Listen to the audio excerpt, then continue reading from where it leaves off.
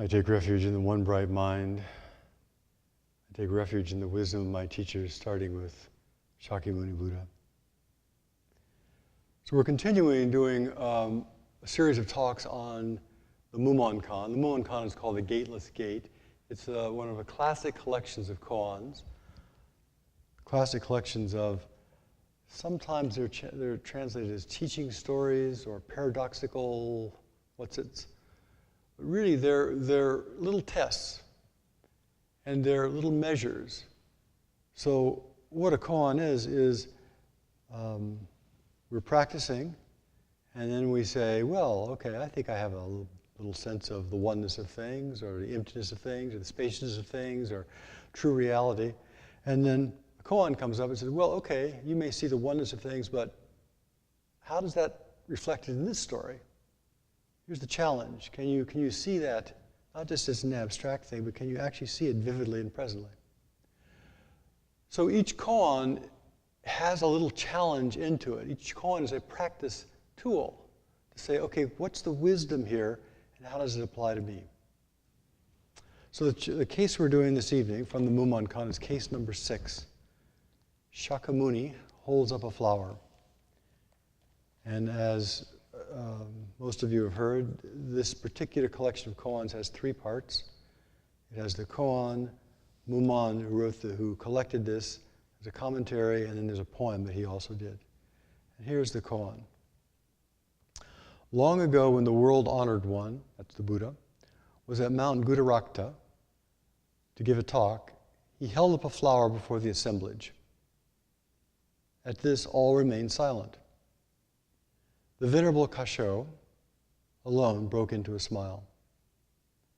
The world-honored one said, I have the all-pervading true Dharma, the incomparable Nirvana, exquisite teaching of formless form. It does not rely upon letters and is transmitted outside the scriptures. I now hand it to Mahakashyapa. Mahakashyapa is Japanese, Mahakashyapa is the Sanskrit, which is what we usually hear. In the Mumon's commentary, yellow-faced Gautama is certainly outrageous. He turns the noble into lowly. He sells dog flesh advertised as a sheep's head. I thought there was something interesting in it. However, at the time, if everyone in the assemblage had smiled, to whom would the true Dharma have been handed? Or again, if Kasho had not smiled, would the true Dharma have been transmitted? If you say that the true Dharma can be transmitted, the yellow-faced old man with his loud voice deceived simple villagers. If you say it cannot be transmitted, then why was Kasho alone approved? In the poem, a flower is held up, a secret has been revealed, Kasho breaks into a smile, the whole assemblage is at a loss. That's the koan. So the essential part of the koan is, Mahakashyapa or the Buddha is giving a talk, and he just picks up a flower one day and holds the flower. Okay? And then somebody in the audience smiles. And according to this koan, that is the moment of transmission. That is the moment of authorization. That's the moment where Mahakasho, the second ancestor, received kind of confirmation, affirmation of his wisdom, his understanding. So, when we're working with these kind of cases, first off, they are not history. It's not about some old guy in India. It's not about some withered guy named Mahakashyapa. It, like all koans, is about us. It's about our life. And I'll tell you, the essence of this koan is love. If we really see right to the core of this koan, it's about love.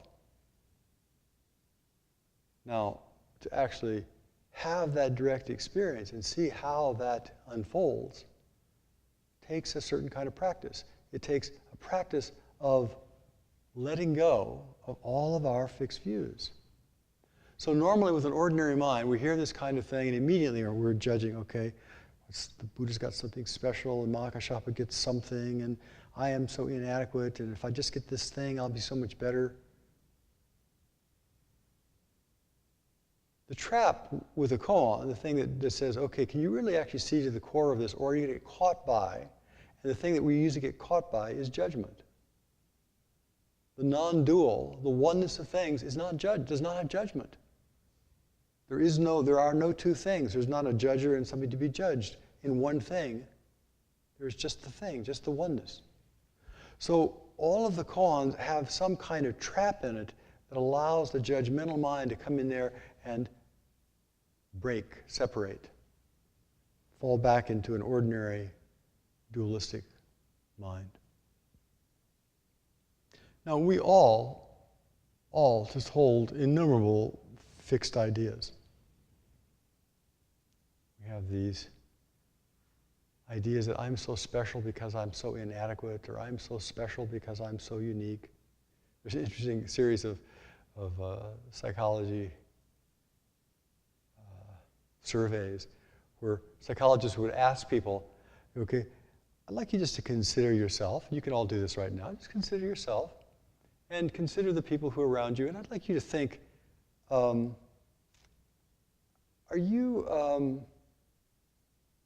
you feel like you are more or less skillful than the people around you? Do you think you communicate a little better or a little worse than the people around you? Do you think you're maybe perhaps a little more ethical, or do you think you're less ethical than the people around you? Do you think you're more sensitive or less sensitive than the people around you? And interestingly enough, at least 95% of people who answer these things say, yes, I am better than average. There's a fundamental discrepancy there. That if we actually were seeing things realistically, half the people would say, yeah, I'm a little inadequate in this area, and half people would say, yeah, I'm doing well in this area. But by and large, we all think that somehow we're a little bit more insightful, more sensitive, more aware, more intelligent. We're more ethical or compassionate. There's, of course, a small group of people who just think exactly the opposite, that I'm extraordinary because I'm so inadequate. But one way or another, we don't like to be part of the hoi polloi, We don't like to be part of the common people. And so what we do is we instantly start judging. We instantly start evaluating. We instantly start separating. I am no good. I am inadequate.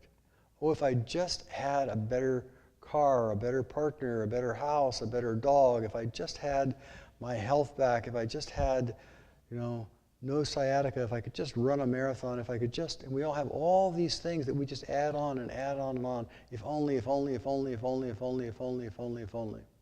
We think that we somehow are doing really well, and then we also have at the same time, if only, if only, if only. We get caught in all of our judgments, our fixed ideas. In a way, we can say that all of liberation is about letting go of our fixed ideas. We have fixed ideas about everything. We have expectations. Why should we expect to have clean water? Why should we expect to have clean air?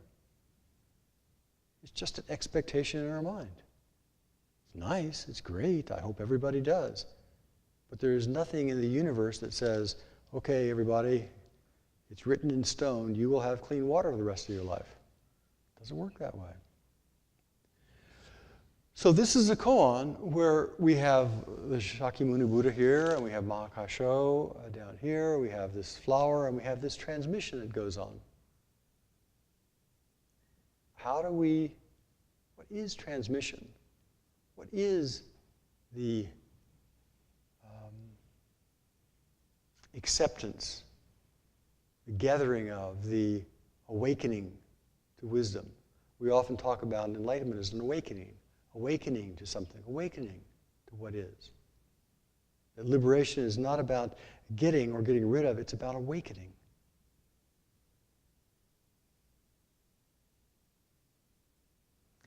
Our ordinary mind, the judgmental mind that just puts everything in boxes and is constantly battling,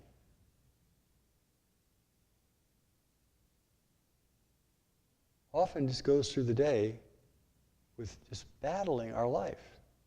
Traffic is so bad, the sun is too hot, I've got so much to do, don't have enough money, I've got the, challenge after challenge after challenge. And the endless challenge to feel safe and to feel on top of things and to get what we want, to not lose, to be succeeding, keep our lives together. The endless challenge is exhausting, exhausting.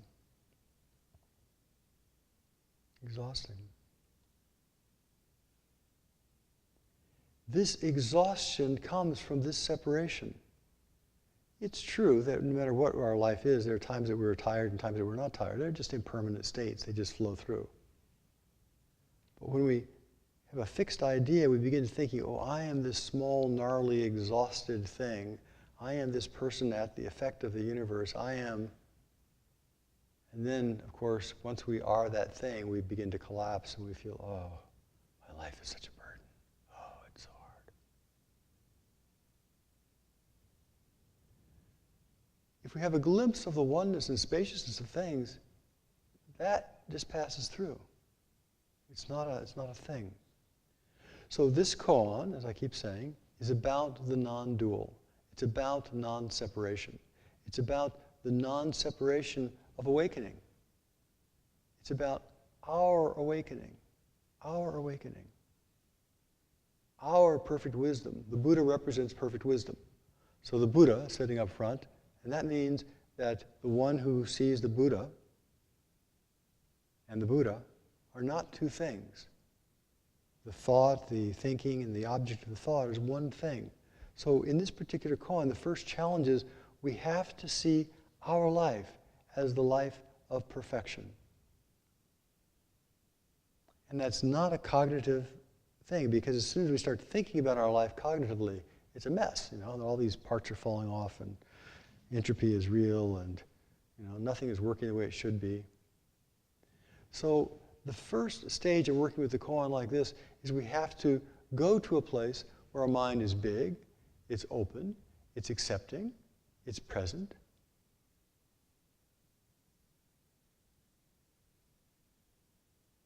Where we see that the very fact that we are alive, the very fact that this life is moving through us, is a miracle beyond all miracles.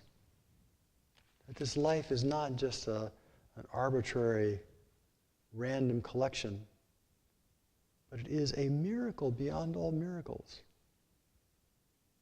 as all lives are. And everything that we see reflects that.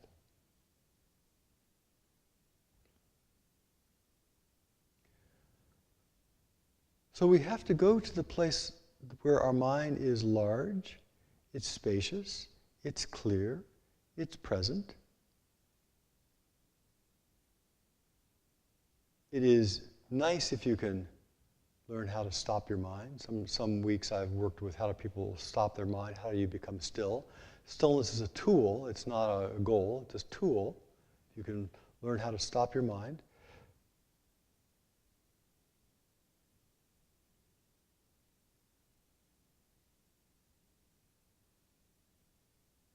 And then pay attention. It's just a tool. There are useful things you can see when you can do that tool. When you can stop the mind, when you can allow yourself to be perfectly still without the judgmental mind roiling away in there, right at that moment, everything is just as it is. It's only when the cognitive mind comes in and starts saying, oh, not so good, then everything is as bad as it is. So this particular koan is about transmission. It's about the passing of teaching from one generation to another. It's about the awakening of freedom right here. It's never about anybody else. So it's about the awakening of freedom right here. So we are sitting out in a park somewhere, and we are watching somebody look at the rhododendrons. Can't think what's in bloom right now. And we're just watching them admire the rhododendrons. And we smile. Isn't that nice? Isn't that wonderful? One of the four immeasurables that we talk about is sympathetic joy. That to truly have joy at other people's joy, to really truly have sympathy with other people's joy, to be in harmony with other people's joy, is one of the aspects of liberation, one of the aspects of love. So in this particular koan, we have Shakyamuni Buddha watching a flower, watching the moon, looking at the Sangha. No separation there. How do we look at something with no separation? How do we appreciate something with no separation? It's not about someplace. How right now, right here? How do you appreciate this room with no separation? By just looking, by just absorbing it, by just being willing to be present with the way things are, temporary, passing through. So Shakyamuni Buddha is sitting there with a flower, just present. Not neutrally present, not present in some cold way. Oh yeah, here I am sitting with my stick, I've got this thing. But really sitting with appreciation. Because without appreciation and love, there is only separation. It is that kind of love that involves being one with, non-separated, the joy at watching a child, our child, meet a task. The joy of watching somebody in the Sangha have a realization or get some gift or be acknowledged in some way.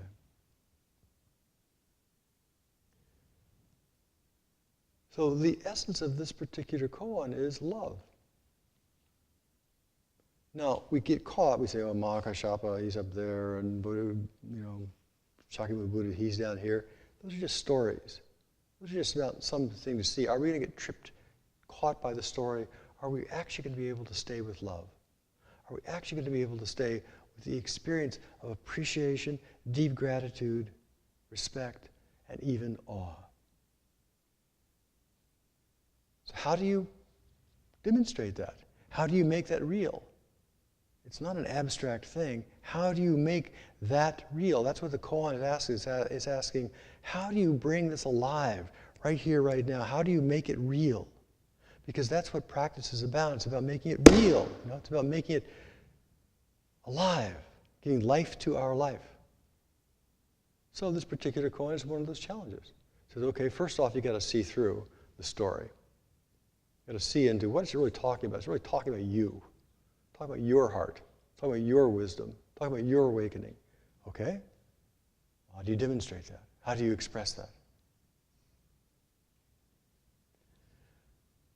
When we're talking about lineage, in this particular tradition, we talk about lineage. That is the lineage of teachers, Shakyamuni Buddha, Mahakashyapa, and so on and so on and so on.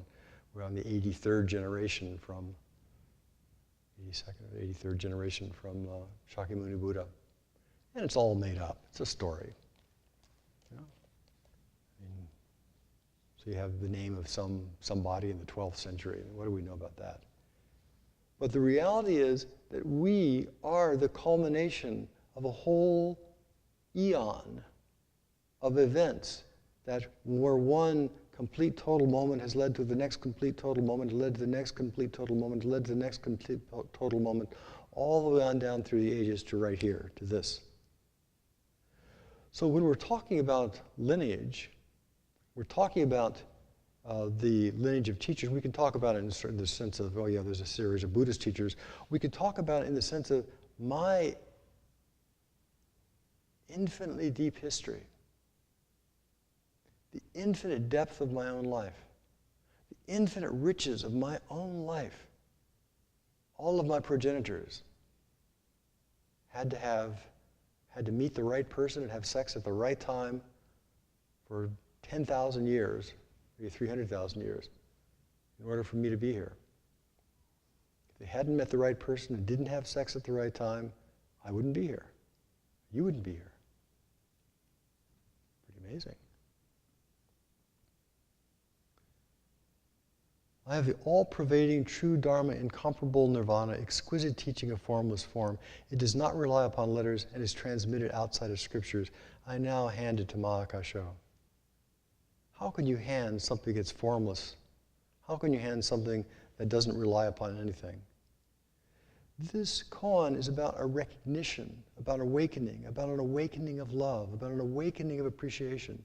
When we awaken to the deep appreciation of this lineage, of the richness of our own life, of the richness of everybody's life, of the intricate intertwining and interwinding of the world, right there is where we find liberation. So this koan, and all the koans, they say, okay, let me see whether you can actually see through this thing or whether you get caught by the story. So here's his commentary. Yellow-faced Gautama is certainly outrageous. You know, Gautama, it's his sort of lay name.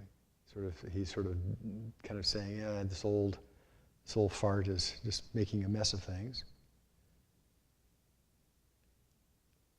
Little tongue-in-cheek. He turns the noble into the lowly. Sells dog flesh advertised as sheep's head. Presumably sheep's head was a high quality thing and dog was not so high quality in this thing. What is it that we get trapped by and we buy the cheap inferior product? The cheap inferior product is, okay, you have a blissful experience. And I will give you a blissful experience. And I will show you how to have a blissful experience. And people pay really good money and they line up in droves because they're going to get the blissful experience. Everything is impermanent. Every blissful experience changes. Everything passes through. But when we get sold something, said, oh, okay, you know, you do it my way and you'll get what you want. You do it my way and you'll get this thing and you can put it in your pocket and carry it around with you. It's not true. But we get trapped by this all the time. So he's basically making a joke here.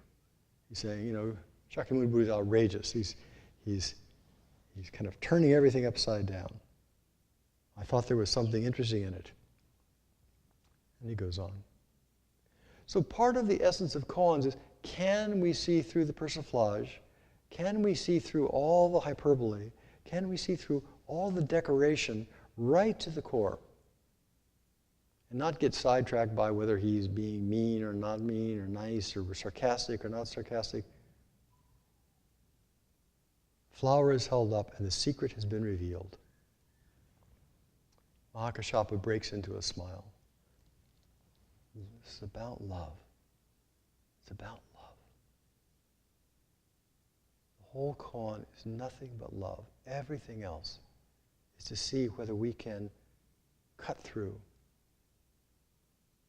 to love. Anyway, every koan has its own different flavor. Every koan is asking us to either see the functioning of that love, see the inclusivity of that love, see the ubiquity of that love, to see the extraordinary brilliance of that love, the spaciousness of that love, that is so pervasive there's nothing outside of it even to call love. That is so it can only be experienced directly. So this koan is about, can you experience love so intimately and so directly that with awe there is no separation between you and the Buddha, between Mahakashyapa and the Buddha, between the Buddha and the flower, between you and your family, between you and your own body, between you and your life. Now that is a real koan. How do we do that? That's the challenge of this koan. How do you do that? How do we live our life in this kind of expansive, inclusive, present way? So every koan is a challenge. It says, okay, here's the challenge. Here's the practice. Open your mind, calm your heart, see the world. Everything is nothing but your own life. Let it all in with appreciation and then respond appropriately. See? Very simple. So may you all open your hearts with deep gratitude and respect for the life that is right there. It's the foundation of all of Dharma.